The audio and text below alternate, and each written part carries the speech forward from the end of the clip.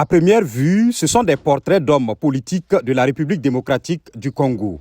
Les visages sont souriants comme celui de l'actuel président, Félix Tshisekedi, et celui de son prédécesseur, Joseph Kabila.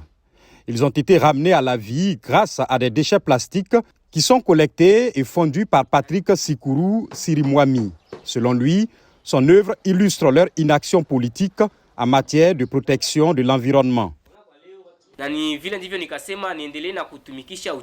Mon grand message aujourd'hui, c'est pour les autorités, c'est qu'elles doivent nous dire comment on va protéger l'environnement. C'est pour ça que je me suis dit que je dois continuer à utiliser les déchets plastiques, comme les sacs, les bouteilles, les bassines usagées, que je transforme en faisant des dessins.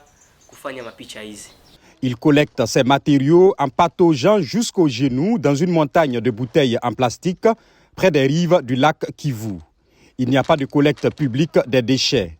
L'artiste affirme que les déchets provoquent souvent des pannes dans la centrale hydroélectrique locale, entraînant des coupures de courant. Il soutient que c'est ce qui l'a incité à lutter contre le problème en réutilisant le plastique usé.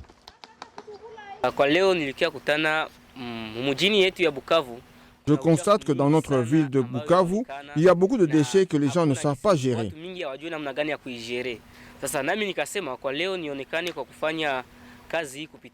En ce qui me concerne, j'ai pris la décision d'apporter ma contribution dans notre province du Sud Kivu en récupérant ces déchets plastiques pour en faire des peintures, comme des dessins, des portraits. C'est ainsi que je peux aider ma province du Sud Kivu.